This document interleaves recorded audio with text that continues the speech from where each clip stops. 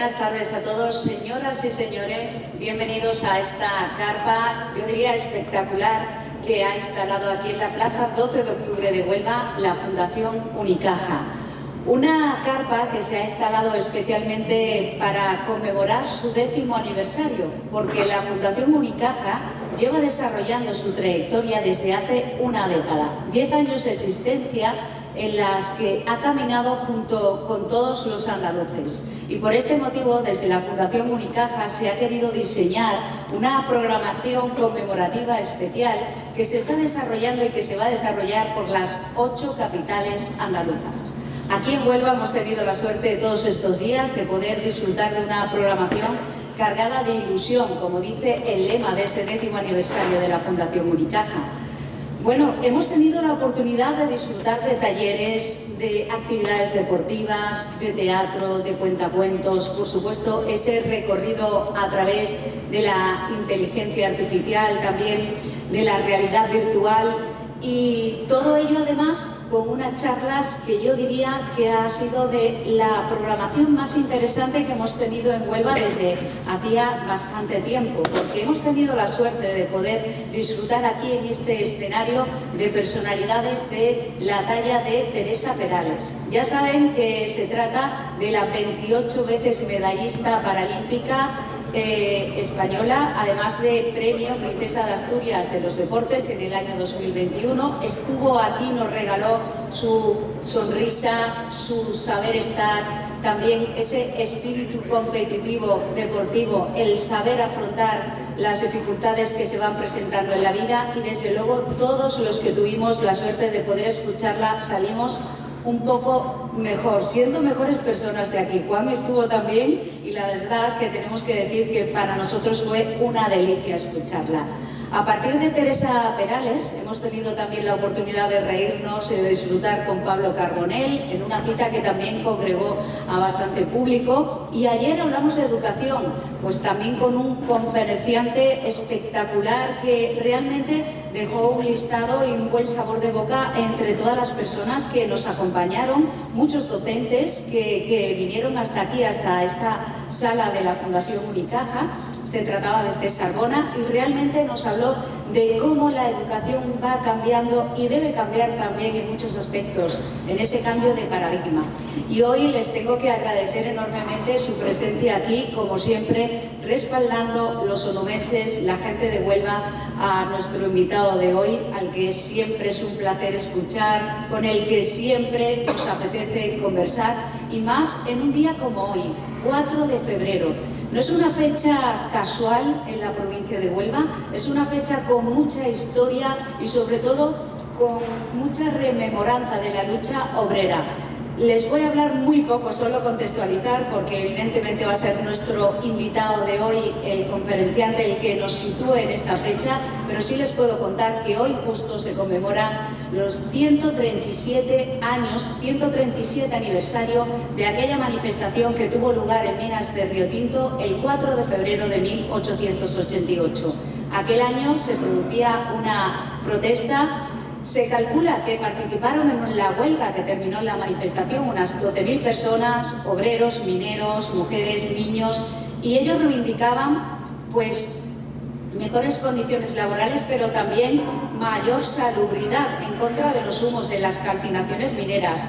Las autoridades, en lugar de escucharlos, lo que hizo fue lanzar al ejército para que disparara contra los manifestantes, provocando desde luego una tragedia que sigue siendo recordada en la cuenca y que inspiró esta maravillosa novela, la primera novela de Juan Cobos Wilkins, nuestro invitado de hoy, El corazón de la tierra. Es una novela que, aunque tiene ya unos años, sigue siendo una de las obras más leídas. Es, yo creo que de lectura obligatoria para los onubenses, y aparte de ello también se llevó al cine, como sabéis, por Antonio Cuadri. Juan Cobos Wilkins hoy nos habla de esta fecha, nos va a hablar por supuesto de su primera novela, de esta obra, de cómo se inspiró en estos acontecimientos que marcaron gran parte de la historia de la provincia de Huelva, que cambiaron por supuesto las relaciones sociales y laborales entre los mineros y la Rio Tinto Company Limited, la compañía minera de Rio Tinto, que fue la responsable de la situación minera, Y de toda esta fecha histórica y también de su trayectoria nos va a hablar pues en esta charla de hoy con la que se clausura esta programación especial de la Fundación Unicaja. Y ya para dar paso a nuestro invitado les leo brevemente su trayectoria. Y digo brevemente porque hemos tenido que resumir los aspectos más destacados de la trayectoria, de la vida y de la obra de Juan Cobos Wilkins, que como sabéis es tan intensa y tan destacada. Les recuerdo que Juan Cobos Wilkins es escritor, es poeta, periodista también, por supuesto, y él nació en la localidad onubense de Pinas de Río Tinto, una localidad de la que es hijo predilecto, además de haber sido distinguido aquí en Huelva con la medalla de la ciudad, la medalla de las letras. También es crítico literario en diferentes medios especializados como El País o Mercurio. Cobos Wilkins fue también el primer director que tuvo la Fundación Zenobia Juan Ramón Jiménez de Moguer con su casa museo, y también de la revista literaria y de artes Condados de Niebla, que para mí siempre será una de las mejores revistas, por no decir la mejor, de las revistas literarias que ha tenido esta provincia. También él codirigió el aula de poesía de la Facultad de Ciencias de la Información de la Universidad Complutense de Madrid, y la mayor parte de su obra literaria, como saben, ha tenido carácter poético. Así se dio a conocer como escritor, con obras como Espejo de Príncipes Rebeldes, Diario de un Poeta Tarteso, Llama de Clausura, Escritura o Paraíso, o también las antologías La Imaginación Pervertida, A un Dios Desconocido y Huella en las Hojas. Esta novela que ven ustedes, El Corazón de la Tierra, es el título de su primera novela, como decimos. Fue respaldada desde el primer momento por la crítica y sobre todo por los lectores. Miles de personas la han leído y la siguen leyendo. Luego llegó su segunda novela, Mientras tuvimos alas, obtuvo el prestigioso premio del público como mejor novela en el año 2004, y le siguió El mar invisible, también finalista del premio Ciudad de Torrevieja y del premio de la Crítica de Andalucía. Ha publicado relatos como 7 parejas y un solitario, un libro de investigación relacionado con la cuenca minera, con la Huelva británica, y es autor de la biografía Álbum de Federico García Lorca, una edición especial conmemorativa del centenario del poeta. Seguimos, voy ya resumiendo. Tras 11 años sin publicar poesía, en 2009 editó el libro Biografía Impura, que solo unos meses después alcanzó su segunda edición, con poemas que fueron luego llevados a un disco por Arcángel. Y es que sus composiciones también han sido musicadas por compositores y pianistas como Rafael Prado o José Zárate. En 2011 consiguió el premio de poesía Ciudad de Torrevieja por ¿Para qué la poesía?, una obra de la que le han seguido posteriormente otros poemarios como El mundo se derrumba y tú escribes poemas, de la Fundación José Lara, en 2016, y Los no amados, más recientemente, en 2023. Sus obras han sido traducidas a diversos idiomas, han sido incluidos en antologías, y yo creo que ya es una personalidad dentro del mundo literario contemporáneo. Decirles que aparte de esto también ha tenido premios por sus guiones cinematográficos del Instituto de Cinematografía y Artes Visuales, y a partir de aquí les dejo ya que sea Juan Cobos Wilkins el que se dirija a todos los presentes, recordándoles que vamos a hablar del Año de los Tiros, la primera manifestación ecologista de Europa que tuvo lugar aquí en Huelva. Yo creo que una fecha más que histórica, y que lo vamos a ver a través de ese personaje maravilloso que protagoniza la novela, que es Blanca Bosco. Juan, un placer. Adelante. Muchísimas gracias.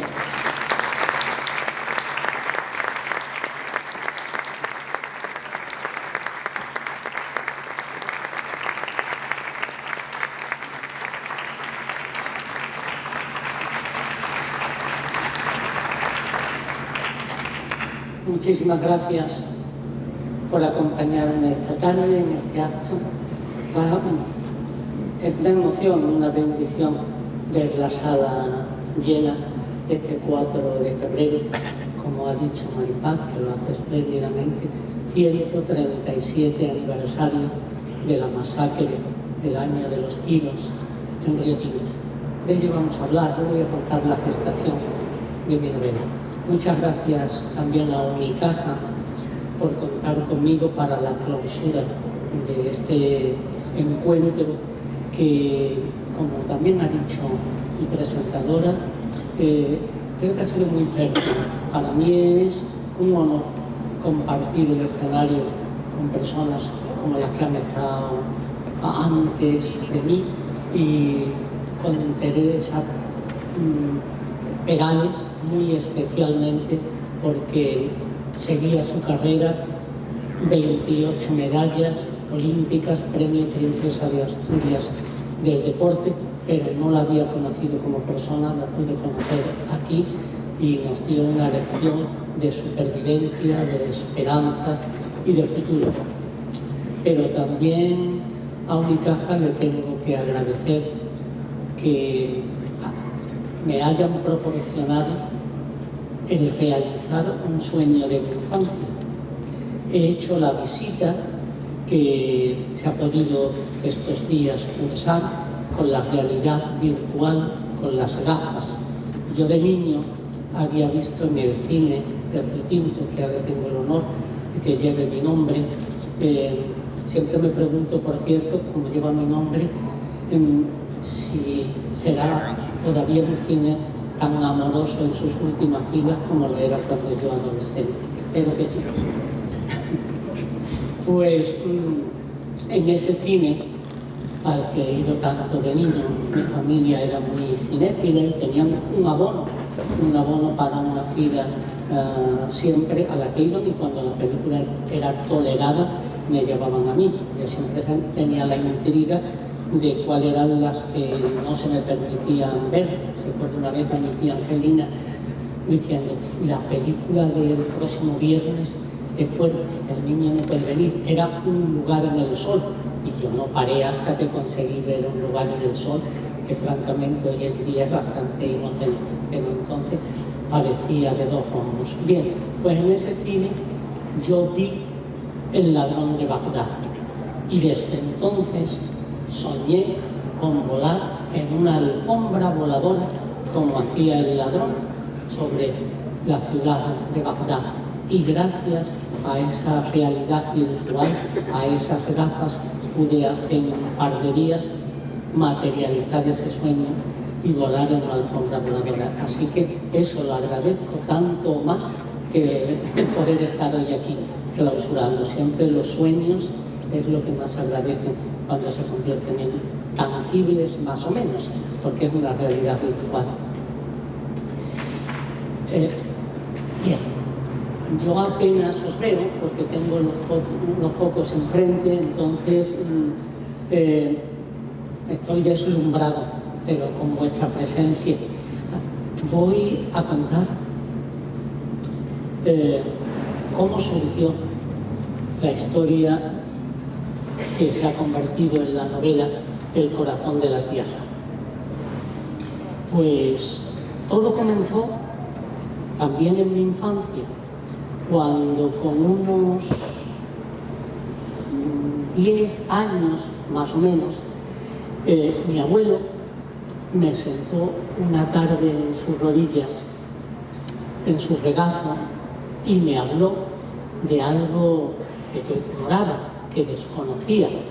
Era muy resumido, y para que un niño de mi edad pudiera comprenderlo con las palabras que se ajustaban a la edad que yo tenía, era la historia del año de los tiros, que había sido silenciada y que había sido ahogada pues en el té de las 5 y en las aguas rojas del río Marciano que atraviesa nuestra provincia. Me impresionó aquello vivamente, me produjo escalofrío, estremecimiento, aunque repito, estaba contado para que un niño lo pudiese entender, pero básicamente, claro que lo comprendí con esos 10 o 11 años.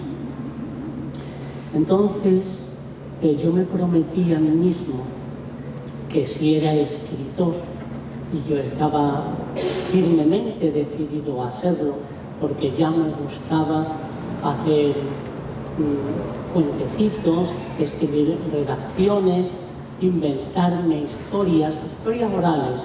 Yo siempre he sido muy cercano, muy partidario de la literatura oral, y cuando en más de una ocasión me han entrevistado para cualquier medio me han preguntado por el comienzo, por la literatura, he dicho que era la literatura oral y la que reivindico, ¿no? Los cuentos que me contaban en casa, que contaban las tatas, pues eso también me gustaba hacerlo, y yo sentaba a los niños de mi edad bajo una acacia blanca que había a la puerta de mi casa y les contaba historias, pero preparaba también antes el escenario lo mejor que podía. Quiero decir, me compraba unas bengalas y en el momento de la narración en la que tenía que aparecer un hada o cualquier ser férico, pues yo en la noche de verano encendía la bengala y conseguía el efecto deseado, que era que entraran más en la magia de mi narración.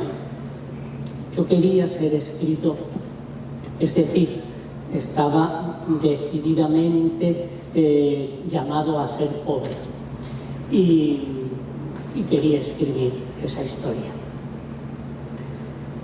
Comencé a investigar con los años y fui recabando toda la información que podía sobre lo acaecido en torno a esa fecha, que había dado lugar, que había pasado después.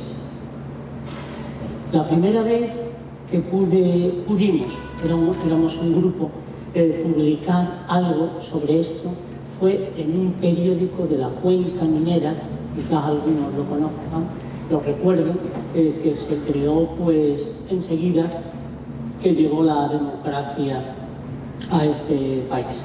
Se llamaba El Minero y era un periódico comarcal, y hay un grupo de jóvenes que nos llamábamos el colectivo Nomos. Nomos era la palabra que habíamos cogido de Minero de Estrellas, el poemario de José María Morón, que habla de los mineros, y aparece bastante la palabra gnomos como seres que están bajo la tierra, lo compara con los mineros. Así nos llamamos el colectivo y hacíamos semanas de cine, encuentros, teatro, proyecciones, documentales, y escribíamos en ese periódico El Minero. Ahí lo dimos a conocer un poco lo que sabíamos hasta entonces del año de los tiros. ¿Y cuál no sería mi sorpresa al comprobar que la gente del propio Río Tinto y del entorno de la comarca, de la cuenca minera y más allá, que también les llegaba el periódico, no tenían ni idea de lo que era el año de los tiros? El año de los tiros se había convertido, y todavía creo que perdura, en una frase, al menos en esta zona, para hacer referencia a algo que ha sucedido hace mucho tiempo. Había perdido por completo significado y se había vaciado de la profunda carga social y dramática que tenía. Y en Río Tinto se decía, cuando uno quería hacer referencia a algo lejano, uy, eso es del año de los tiros, eso pasó cuando el año de los tiros. Y si se preguntaba, ¿pero qué era el año de los tiros? No te sabían explicar. Decían, no, lo que se dice, como el año de Maricastaña, hace mucho tiempo, el año de los tiros, no. Pero detrás había una poderosa carga silenciada. Eso me extrañó muchísimo y nos pareció a todos que era hora de contar lo que había allí. Este grupo, pues la vida nos fue separando, teníamos 18 años o algo así, yo me marché a Madrid a estudiar, me había ido unos años antes, y nos disolvimos como tal colectivo y cada uno siguió su vida y su carrera. Tiempo después, justo un poco antes de ofrecerme dirigir y poner en marcha la Fundación Zenobia Juan Ramón Jiménez, y tras terminar yo mi etapa periodística como guionista de Loco de la Colina, pues pude trabajar un tiempo que me apetecía en la prensa local de mi tierra, aquí en el Odiel, y eso fue en el intermedio, ya digo, entre dirigir la fundación de nuestro premio Nobel y los guiones con Jesús Quintero, con El loco de la pelea. Y ahí sí tuve ya oportunidad de contar más ampliamente la historia de lo acaecido en la cuenca minera. La primera vez pues tuvo una repercusión más o menos comarcal, ahora ya la tenía provincial.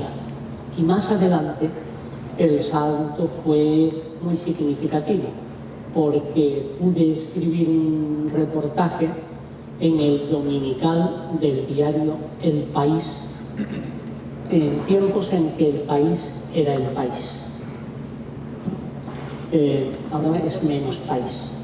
Y cuando los periódicos pues se compraban en papel y tenía pues, miles y miles y miles de lectores, y además era un dominical. Eso hizo que llegara sin duda a un número muy superior de personas y que comenzase a estar en la historia de España. Esta página que había sido borrada, se podía hablar de la Semana Trágica en Cataluña, pero se desconocía lo del 4 de febrero. Y curiosamente, digo curiosamente porque otro de los periódicos más leídos y de tirada mayor era El Mundo, competidor directo del País. Y claro, si lo escribías en El País era difícil que El Mundo se hiciera eco. Bueno, pues no solo se hizo eco, sino que poco después de publicarlo en el dominical del País, también El Mundo en su magazine, que era también muy seguido, me pidió un reportaje aún más amplio sobre esta historia. Con lo cual, pues yo creo que había alcanzado ya una voz, un eco, una megafonía potente para que se supiera en España lo que había acontecido aquí en Río Tinto. Y en medio de todo esto, yo quería escribir una novela. Mi intención primera, antes de estos grandes reportajes de los grandes periódicos nacionales, era una novela.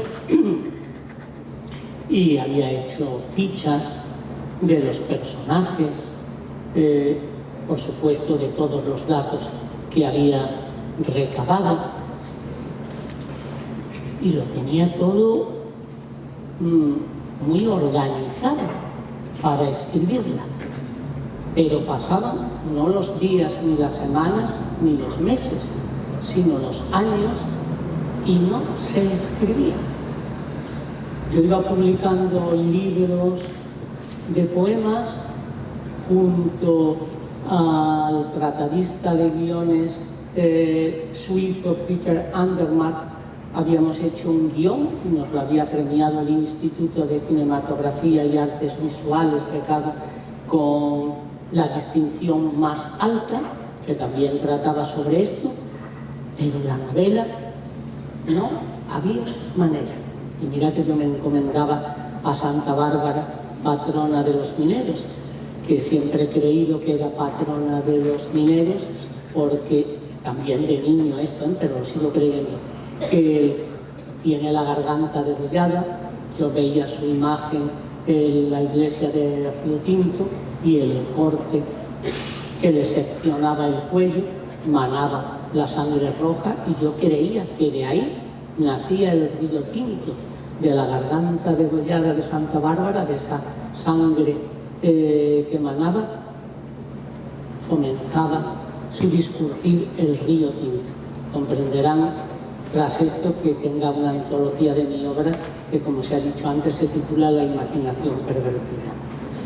Pues ni Santa Bárbara con su garganta degollada, ni San Roque, patrón de Río Tinto, con las llagas de su rodilla, y su perro, que según la Camboria era su tío. Ella contó que había tenido en un programa de su marido, de Nerva, de la cuenca minera, Lauren Postigo, contó la Camboria, que en una reencarnación su tío era el perro de San Roque. Permitidme que diga esto porque, como lo que contamos es trágico, a mí eso yo recuerdo que estaba cenando en casa y estaba comiendo sopa, utilizaré el verbo preciso para lo que voy a decir, y la expurrié sobre mi familia cuando escuché que San Roque era el tío de la Camboria. Claro, yo propuse una peregrinación, con ella escupiendo y sanando a la gente alrededor, pero que en vez de llevarle flores le llevara un buen papelón de huesos pringados, haciendo un papel de estraza, ¿no?, al perro, a San Roque, al perro de San Roque. Bien, no se escribía la novela y yo no sabía por qué, no me lo explicaba. Tenía todos los personajes, los femeninos, son producto de mi imaginación en la novela, porque vosotras, las mujeres, en la historia de las niñas de Río Tinto y en la historia en general, apenas habéis existido y estáis comenzando a ser en los últimos tiempos. Pero mira que yo he visto a las mujeres mineras en las manifestaciones poderosas como matronas romanas, abriendo las manifestaciones, reivindicando con pancartas, cortando las carreteras y después yéndose a su casa a poner la lavadora, si eran tiempos en los que había lavadora, a hacer la comida, a limpiar los suelos, a colgar la ropa, a llevarla a casa. Estaban en las manifestaciones y hacían eso, pero su nombre no aparecía en ninguno de los personajes de la historia.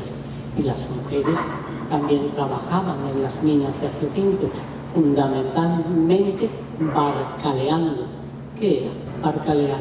Era llevar barcales en la cabeza, una especie de cestas en la que colocaban el mineral y para llevarlo, para transportarlo de un sitio a otro, llevaban esos barcales con el mineral. Imaginad, con el calor, se les podía a veces reconocer si llevaban muchos años, porque acababan como los sacerdotes, con una tonsura, bueno, como los sacerdotes antiguos. Ahora yo no creo que lleven ya la tonsura. Y es que hace mucho que no veo la cabeza de un sacerdote. Y sí, es la hostia. Y entonces, pues tenían la tonsura. Pero ahí estaban las mujeres como estaban los niños.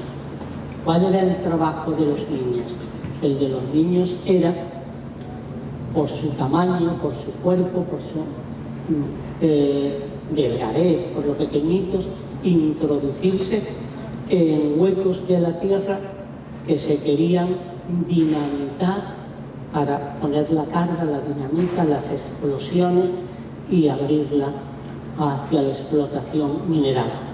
Era fundamentalmente el trabajo de las mujeres, en concreto en la mina, y de las mujeres nativas, que es como llamaban los británicos, nativos, a los que no eran ingleses, de las nativas del pueblo, pues trabajar en el barrio inglés de Bellavista, de cocineras, de planchadoras, de lavanderas. Pero no estabais, no aparecíais. Por eso mi otro libro, el ensayo sobre la Huelva británica, que así se llama el libro, está dedicado a mi abuela, a mi madre y en su nombre al de todas las mujeres. Y por eso quise que la protagonista del Corazón de la Tierra fuera una mujer, Blanca Bosco, porque era una historia de tierra, porque la tierra es Gea, femenina, y porque había sido borrada de un plumazo de la historia. Y esos personajes los tenía. Como os he dicho, los de las mujeres eran creados por mí. Los de los hombres, casi todos no lo eran. Sí había cambiado un poco, en su momento cambié los nombres. Quiero decir, había un director de las... No tenía muchas ganas de que me pusieran alguna demanda y verme en pleitos, como después me tuve que ver con Cristina Hoyos, cuando hizo la adaptación de mi novela Al baile y mi nombre desapareció. Gané el pleito. Pero bueno, era David contra Goliat, aquel pleito. Los de los hombres no, como digo, eran perfectos, incluso para los personajes propios de la novela eran perfectos, porque el director de las minas en aquel momento era William Rich, perfecto para el director Rich. Yo lo llamé Crown, corona en vez de rico. Otro directivo en aquel momento se llamaba Osborne, yo lo cambié por Terry para evitar. Si esto fuera muy realmente británico, no nativo, esto no sería agua, sería ginebra, como la reina madre.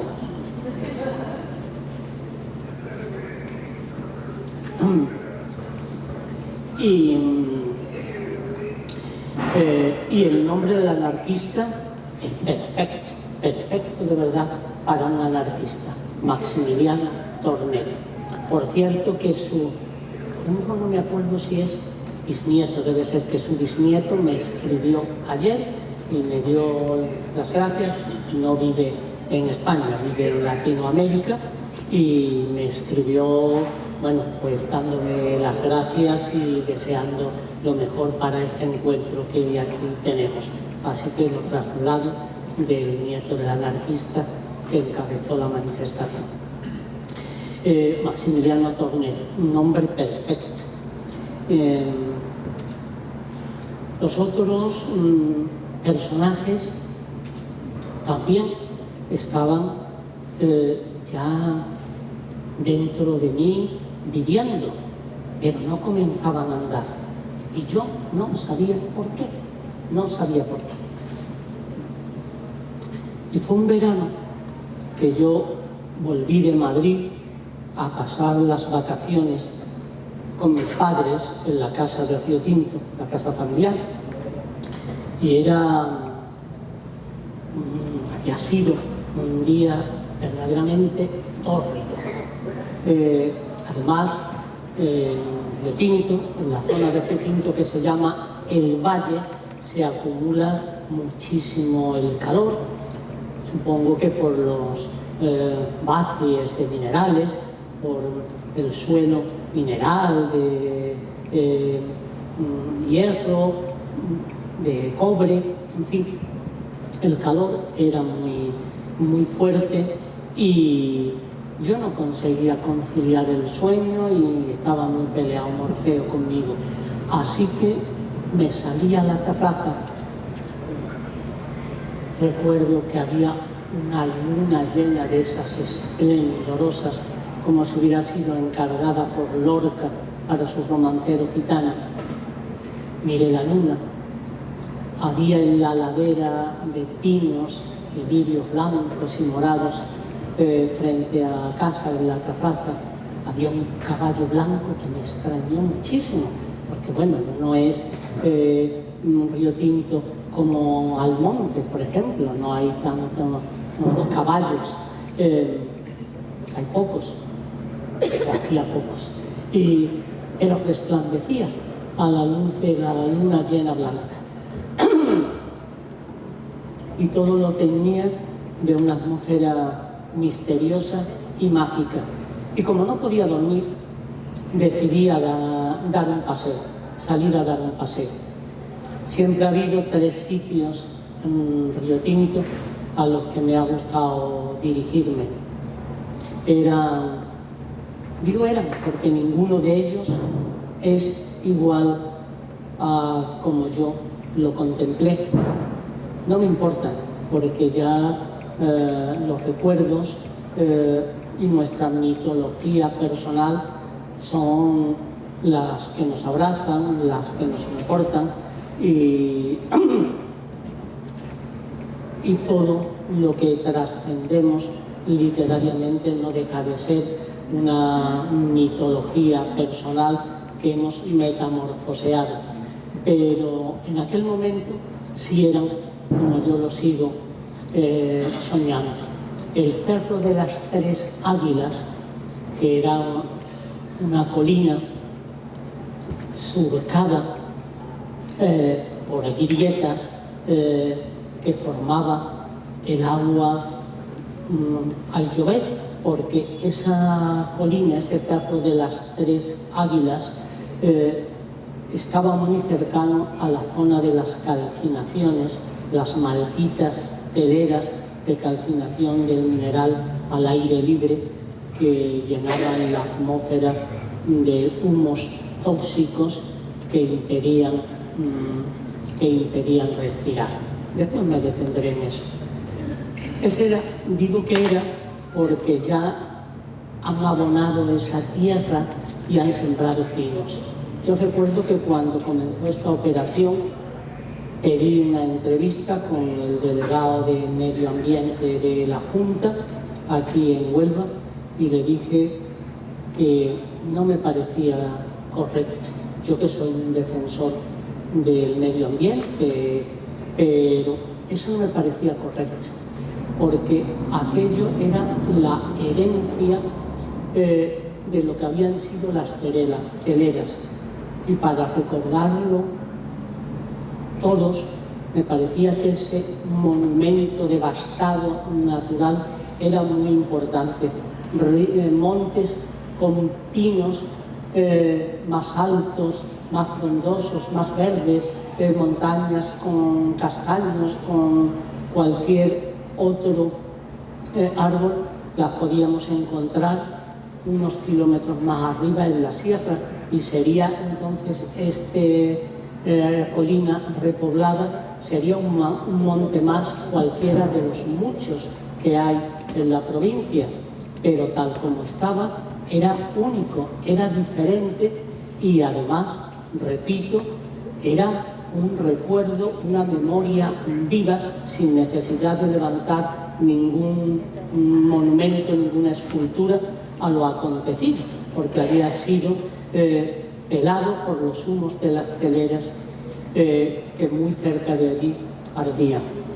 Pero aquella noche yo no tenía ganas de subir a la altura del Cerro de las Tres Águilas porque no tenía yo ninguna noción de que allí se me fueran a entregar las tablas de la ley, como a Moisés cuando subió al monte. Entonces, pues no, decidí que no era momento para eso, ascender la colina. Otro lugar era el cementerio británico al que me gustaba ir en mi adolescencia a leer. Es que iba a leer un adolescente empedernido de poesía y de romanticismo en un cementerio británico con una alta reja, con un muro cubierto por las piedras, con las lápidas, las tumbas de los niños en forma de corazón, con piedrecitas de cuarzo blanco, con una tumba de hierro al entrar, de la que yo deducía una historia un poco turbia de amor, porque se la dedicaba, bueno, decía así: Federico, hermano, amante, qué veloz cruzaste el mundo, qué hondo, qué profundo nos hirió tu último instante en un sepulcro entre yedras y un ciprés que el viento azota, y sigue. Digo lo del amor porque, claro, dirigirse a un hermano con el término de amante y no de amado, a mí también eso me estimulaba para escribir historias. Y allí me iba yo a leer a Lord Byron. Y me llevaba de casa una copa de pie largo con un poquito de pipermint verde o de amor perfecto, amor perfecto, que son dos licores, uno de color verde, como he dicho, y el Parfait d'Amour, que era de color violeta, y que había en casa y que nadie tomaba, y que yo me llevaba no porque me gustaran, porque eran muy dulzones los dos, pero es que el color era tan bonito que yo lo sacrificaba por la estética. Tener la copa con el licor malva o con el licor verde en el cementerio británico leyendo a Lord Byron. Le pregunté un día a mi madre por qué teníamos esos licores en casa si nadie lo bebía, y ella, tan inteligente y con sentido del humor, me dijo: bueno, hijo, como en la vida es difícil de encontrar lo de tercer amor, al menos lo tenemos embotellado. Y tampoco quise ir a ese sitio porque esa gran reja que era diseño de Blake, al abrirla, y eso a las 3 de la mañana en un cementerio a ver las águilas, así que no. ¿Cuál era el último lugar al que dirigirme? Corta Atalaya, la gigantesca mina a cielo abierto que fue en su momento la mayor del mundo, y que a mí me atraía poderosamente, con un vértigo curiosamente ingrávido. Parece como si un arco iris hubiese caído a la tierra, un arco iris que hubiese caído girando como un trompo, como una peonza, y en su caer hubiese ido horadando, taladrando a la tierra, pero al mismo tiempo manchándola con sus propios colores, y se ha quedado así, ¿no? Con los rojos, los violetas, el amarillo del azufre, esa inmensidad, ese ojo vacío del cíclope, ese anfiteatro natural perfecto para la lucha de gigantes, ese lugar natural también idóneo para los círculos de la Divina Comedia de Dante. Y dije: allí voy. Yo puedo recordar como si fuese ahora el perfume, el olor de los nardos blancos en vara del jardín de mis padres al cruzarlo camino de Corta Atalaya. Salí y llegué, pues eso, serían las 3 de la mañana, las 2:30, y comencé a pasear por el filo del abismo, al borde mismo del precipicio, en ese vértigo al que me he referido antes. Y fue entonces cuando en mi cabeza sonó como si me estuvieran soplando una frase, y era: yo tenía una amiga invisible.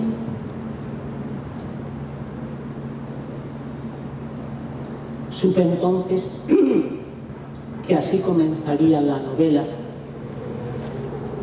Yo tenía una amiga invisible, y comprendí por qué hasta entonces no había podido escribirla. Y no había podido porque a mí no me interesa como creador, como lector a veces, como lector sí, pero como creador no. No me interesa la literatura plena, total, absolutamente pegada y apegada a la tierra, no. Me gusta que tenga alas, que vuele. No estoy hablando de fantasía, estoy hablando de imaginación, de alas. Yo convivo perfectamente con lo invisible y creo que forma parte de nuestro mundo, y no estoy hablando de espectros ni de nada de eso. Hablo de lo tan intangible que amamos, de lo intangible que nos ama, de lo que, sin poder tocar ni meter los dedos en sus llagas, sabemos que nos fertiliza, que nos alimenta, que nos acompaña. No es tangible la luz y vemos por ella.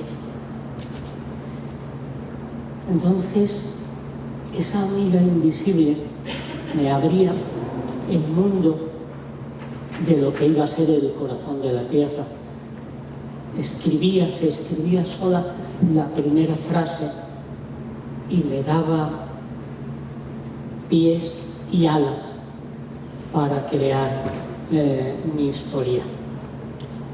Yo podía escribirla desde un lugar privilegiado.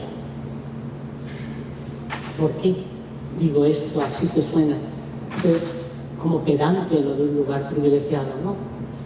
No hay pedantería ninguna. Porque mi abuelo pertenecía a lo que se llamaba el staff en Río Tinto y de hecho podía vivir en el barrio inglés de Bellavista, en las casas victorianas de Bellavista. Pero él renunció a ese privilegio de vivir en una de las casas victorianas dentro del barrio de Bellavista, tan hermoso, y quiso habitar una del pueblo y vivió y murió entre los obreros. Fue condecorado por el Estado con la medalla de oro del mérito al trabajo y con él no se cumplió la orden de tantos años de jubilación, sino que le dejaron trabajar hasta que quiso. Yo recuerdo ir a llevarle el té que preparaba mi abuela, así preparadito y caliente, pero ya en su taza envuelto, y saltar por el jardincillo que daba a la ventana de su despacho como director de contabilidad de todas las minas, y saltaba por el despacho a llevarle el té. Y él, como digo, vivió en el pueblo y murió en el pueblo, y no jugaba al tenis en las pistas frente al club inglés, sino que jugaba al dominó en el pueblo con la gente del pueblo, en el bar, en este caso me parece que se llamaba el bar de Eugenio, que ya ha desaparecido.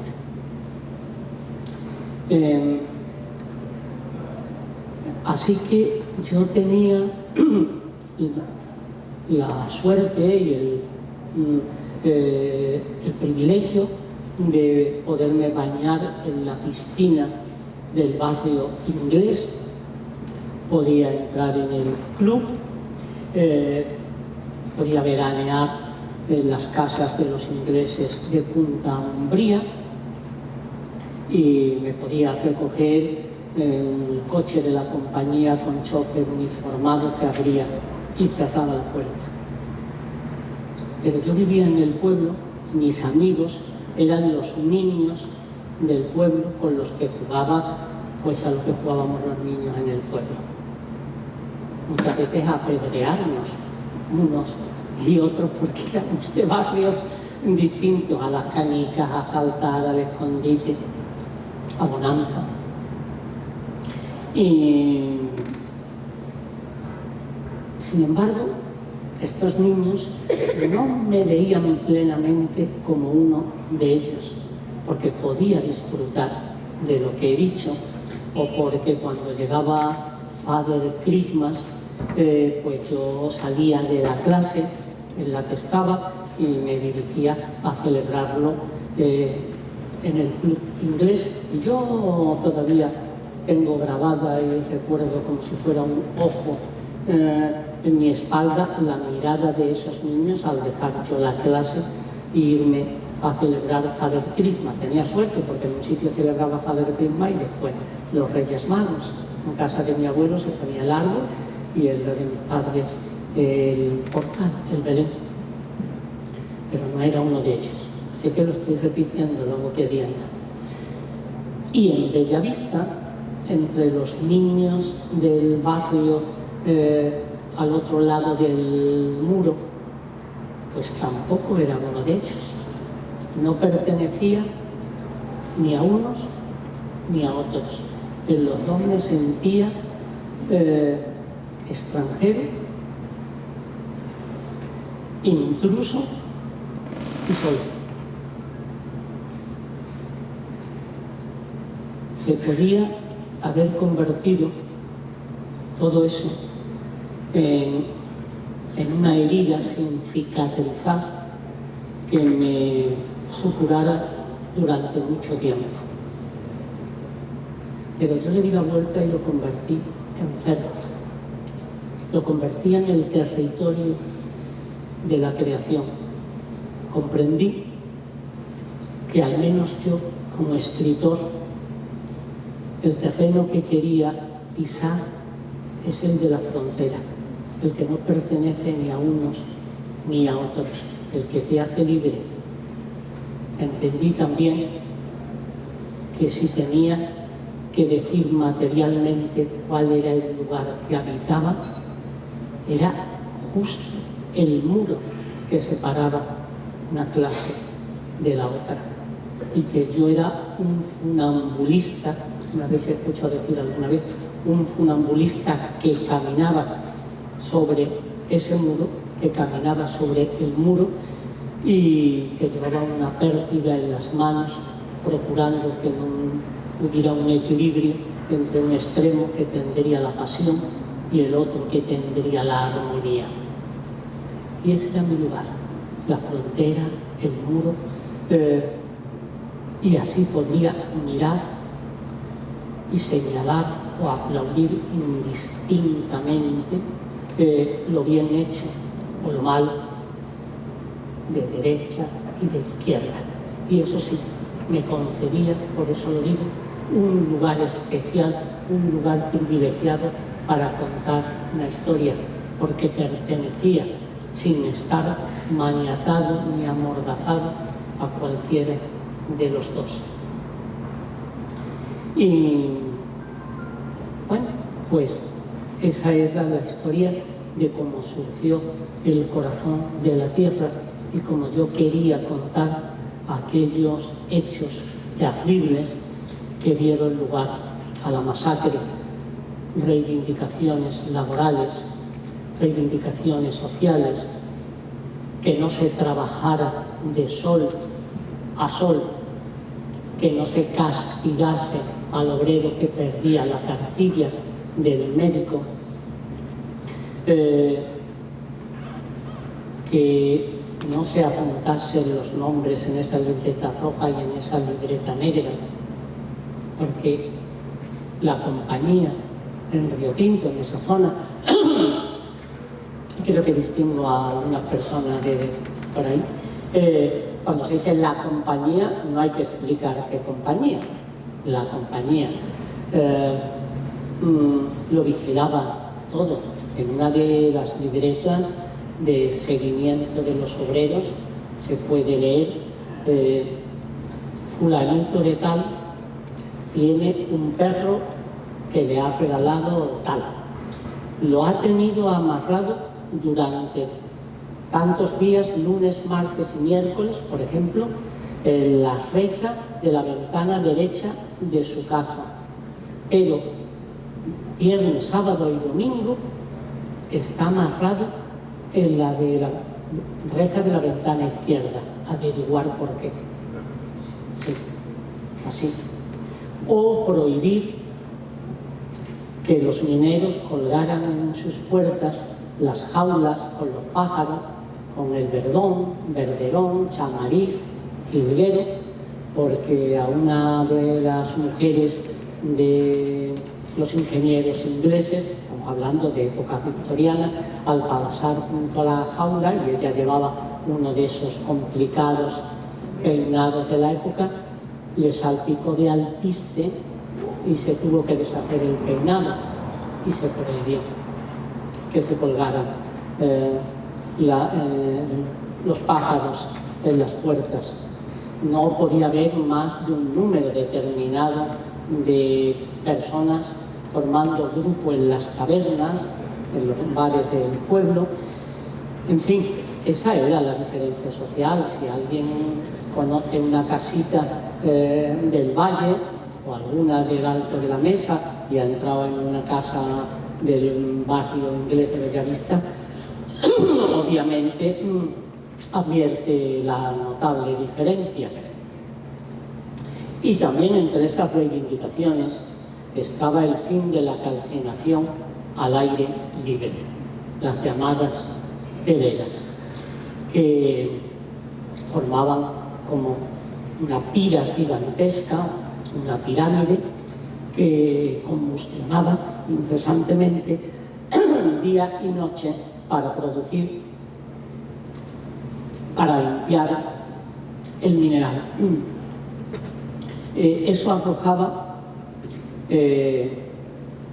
un gas tóxico, absolutamente humos tóxicos venenosos a la atmósfera, y a veces alcanzaban tal intensidad que creaban una auténtica noche artificial, tan oscura que en pleno día llegaron a chocar los trenes.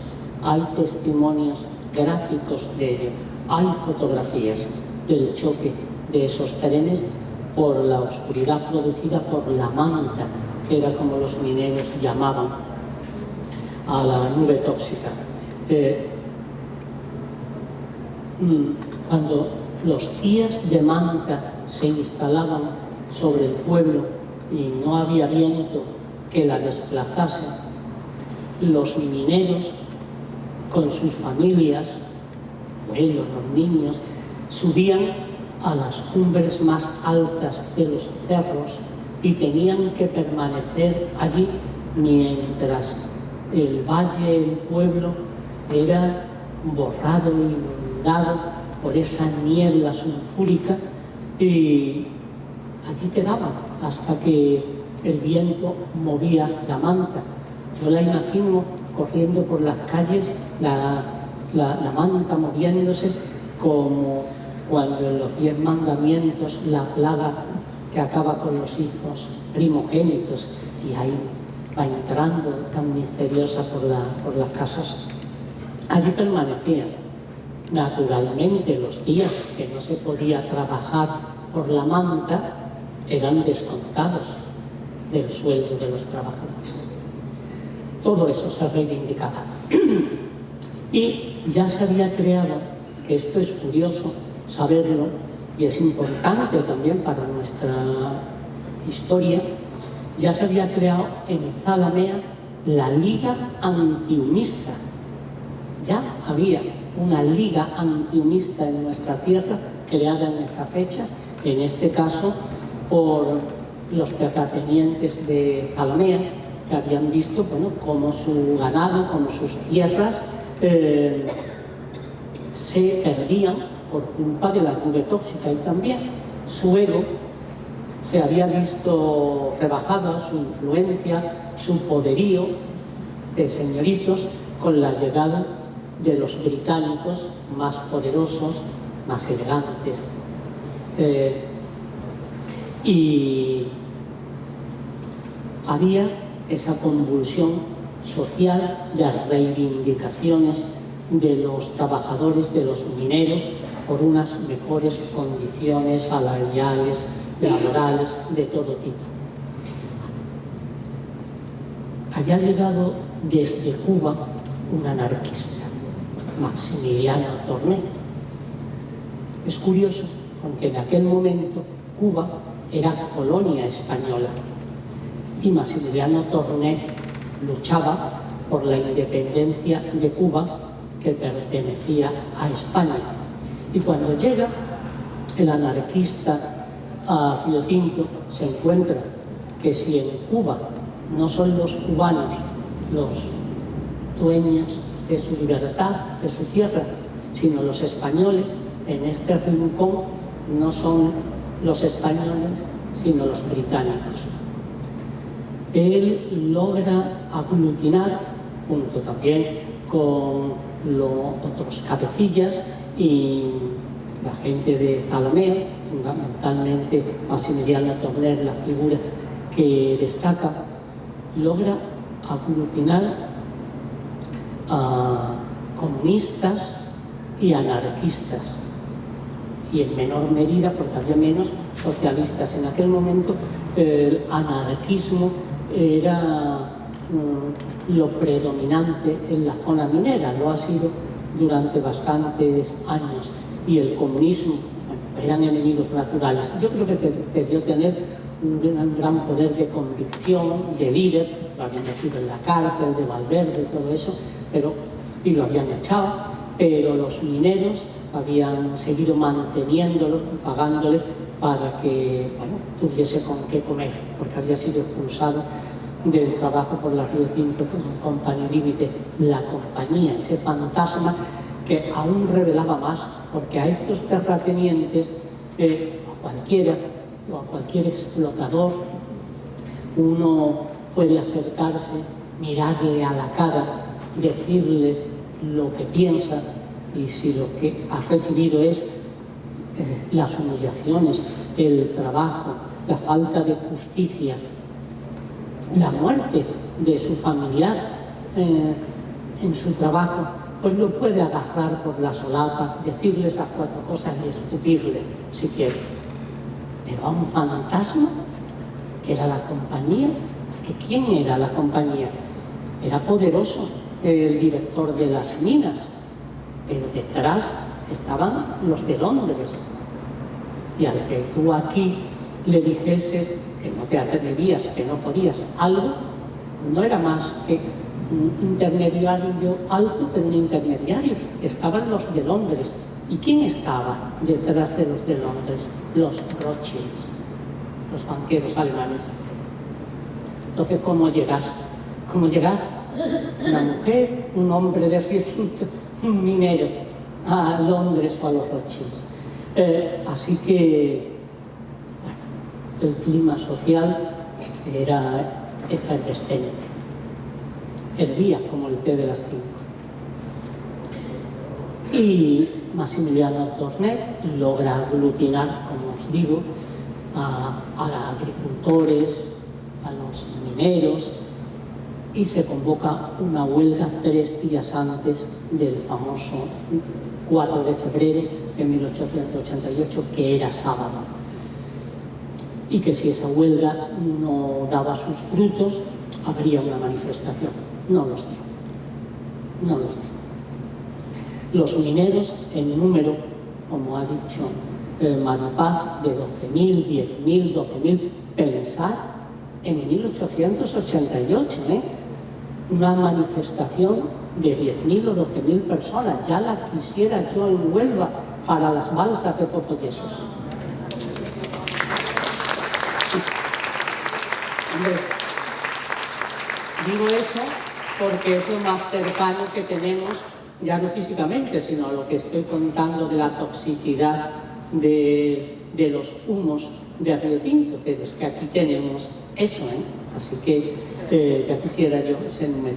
Pues imaginaros, 10.000, 12.000 personas caminando desde Campofrío, desde Zalamea, desde el Campillo, unos por el este, otros por el oeste, y estaban esperando lo alto de un cerro rojizo, Tornet y los líderes antihumistas a caballo.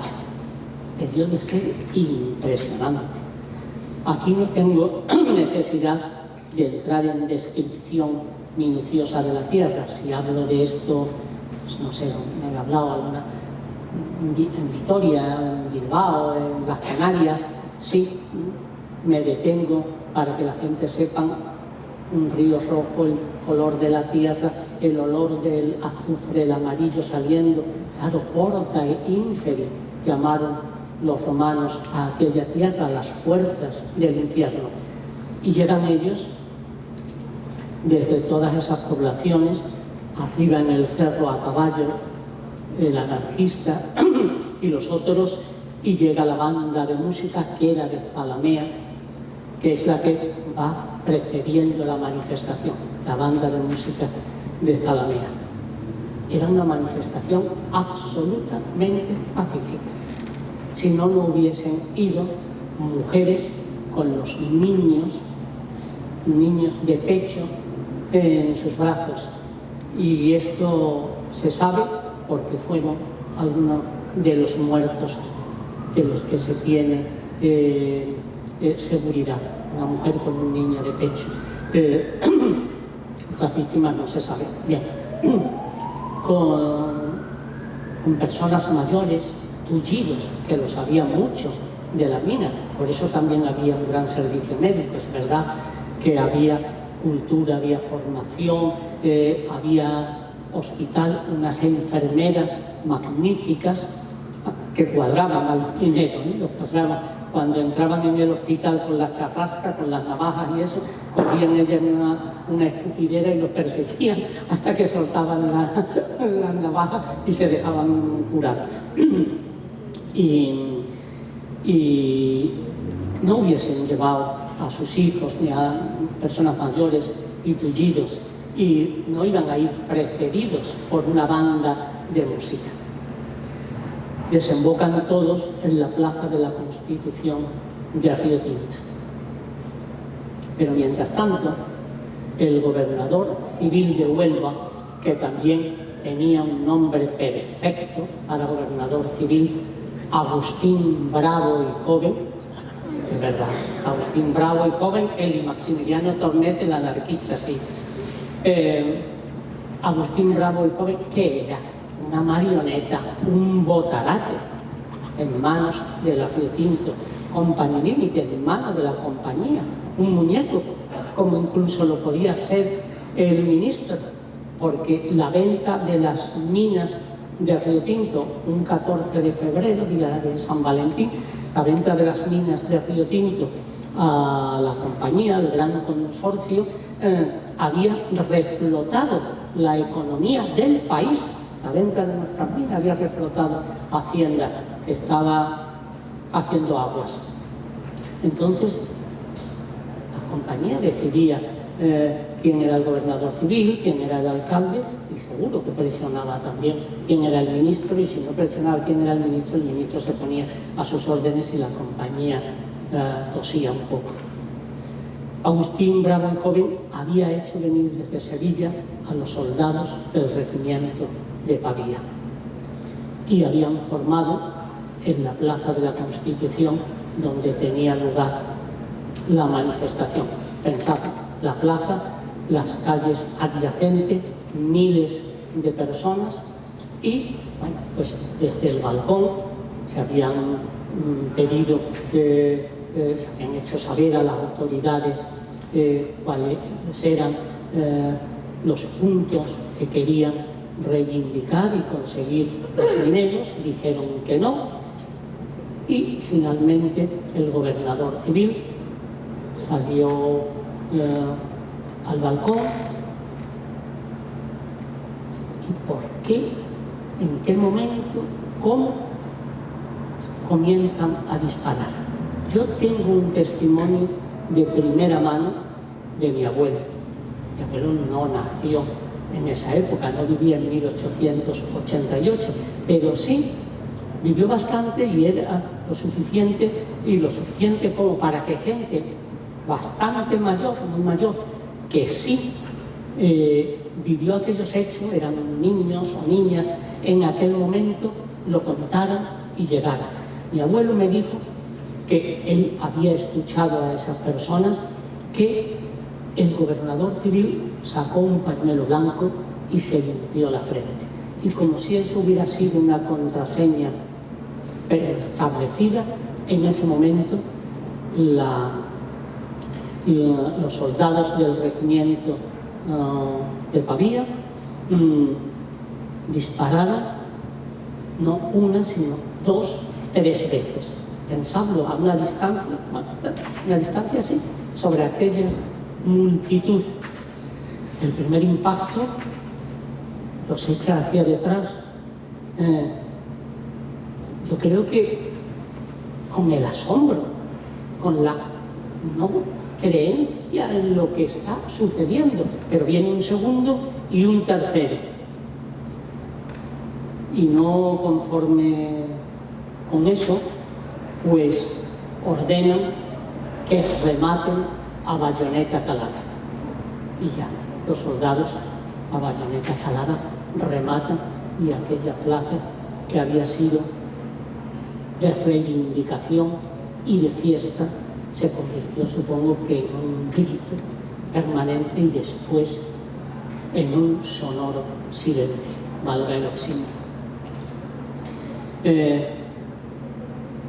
Además de los que murieron directamente por la descarga de, como decía y como escribió José Nogales, el periodista, de la valiente infantería, además de los disparos, los de bayoneta calada, y yo deduzco que las personas aplastadas unas a otras, porque también cuenta José Nogales que arrancaban de cuajo los bancos de la plaza, los bancos de hierro de la plaza, en su intento de huida por las calles estrechas, adyacentes, porque se debieron de apelotonar y de pisarse esas miles de personas, las del fondo, las que quedaban más alejadas, sin saber exactamente qué ocurría, sino escuchar unos ruidos, unos disparos, y de pronto ver un río, una multitud que se venían unos sobre otros. El número de muertos nunca se ha sabido, nunca se supo el número de muertos.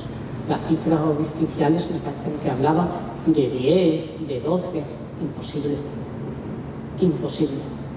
Eso no pudo ser de ninguna manera, porque, bueno, lo que habéis escuchado es suficiente prueba. Y lo que sí se sabe es que hubo familias que salieron, los abuelos, los padres y los nietos a la manifestación. Al salir, fecharon su puerta y los días transcurrieron y nadie volvió a esa casa para abrirla.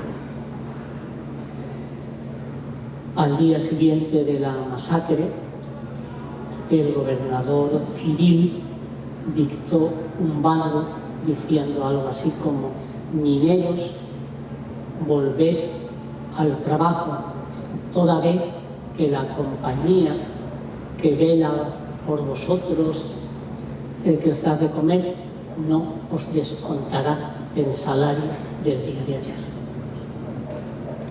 Solo le faltó que dijera que los familiares de los muertos le devolvieran las balas de su cuerpo, que no descontaría el salario del día de ayer. Las teleras siguieron funcionando durante años, no se acabó de momento y al instante con ellas. ¿Qué sucedió con los muertos? Bueno, mi teoría, la que me parece más plausible, es que fueron echados en viejos escoriales, en antiguos escoriales de la mina y tapados con más escoria, con tierra, con mineral. Antonio Cuadri, en la versión cinematográfica del Corazón de la Tierra, pues hace que sean arrojados aquí a la ría desde el muelle de la Río Tinto. Por favor, no digáis el muelle del Tinto, porque no es el muelle del Tinto, no lleva su nombre porque esté sobre ese río, porque además estaba sobre el Oriel, y porque tampoco es ni siquiera es por el propio pueblo, es por la compañía. Bueno, el muelle del Río Tinto. Desde ahí son arrojados a la ría en la película de Antonio, porque visualmente, cinematográficamente, es muy poderosa la imagen. Yo estuve en el rodaje y fue muy impresionante. Era una noche que estalló una tormenta aquí en Huelva mientras se rodaba esa escena y se veían al fondo los rayos, se iluminaba el cielo parpadeante. Pues claro, si Santa Bárbara es la patrona de las tormentas y de los mineros, ¿cómo no iba a hacer en esa escena acto de aparición? Y eso da a esa escena una luz muy especial y de gran intensidad y volumen dramático. Pero yo no creo que de ninguna manera se trajesen en un tren hasta Huelva, porque eso era muy arriesgado, aunque repito que cinematográficamente muy potente, un tren lleno de cadáveres o de agonizantes cruzando la provincia. Yo creo que fueron enterrados en los Escoriales y que allí permanecerán los huesos o arrojados parte, bueno, al río Tinto, no, el río Tinto es corrosivo, se los acaba comiendo, pero toda esa zona tiene esa fuerza telúrica que nos crea y nos deshace al mismo tiempo, ¿verdad? Porque es un lugar que se pierde en la niebla de la leyenda tartésica. Cuentan las Sagradas Escrituras que de las minas de Tarsis se llevaban las naves, la plata y el oro para el cantado y llorado templo de Salomón. Y es curioso que el nombre de Salomón pervive en la zona: Cerro de Salomón, Huerto de Salomón y Zalamea, que parece ser el ceceo de Salamea, que era la hija del propio Salomón. Se pierde la noche mágica, mítica, legendaria de los tiempos, por una parte, pero por la otra tocamos las estrellas con las investigaciones que se están haciendo con los organismos extremófilos que viven en el río Tinto y que investiga el INTA y la NASA como lo más cercano posible a la vida en Marte. Y bien, esa es la historia que dio lugar a que yo escribiera la novela, desde los hechos históricos contados hasta los personales que he ido desgranando, porque bueno, pues creo que el buen jamón tiene que tener también su veta de tocino junto a la de la carne. No sé si hay alguna pregunta y muchísimas gracias por vuestra atención.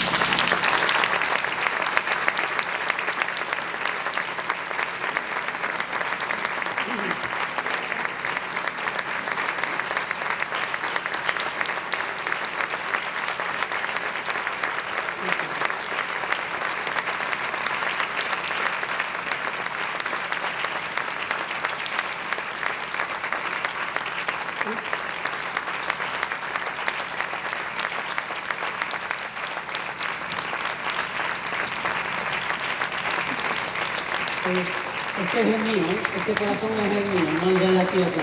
Muchas gracias. Con esto vivo yo 5 años más, con este aplauso. Qué maravilla escucharte, Juan. Desde luego, como siempre, un placer. Parece que las palabras de Juan Cobos Wilkins nos mecen, ¿no? Y con una historia tan terrible como esta, tan necesaria que sea difundida y que se sepa, y más aquí en la provincia de Huelva, y a través del contexto y de cómo lo cuenta, de cómo lo narra Juan Cobos Wilkins. Prácticamente tenemos que terminar, y más hoy que es el día de la clausura, que ya la Fundación Unicaja se marcha a otra capital andaluza para seguir celebrando y conmemorando ese 10º aniversario, pero bueno, no sé si tenemos tiempo para una o dos preguntas rápidamente antes de despedirnos, ya que, bueno, pues como siempre también arropado ha estado nuestro invitado y la charla de hoy dedicada a ese año de los tiros.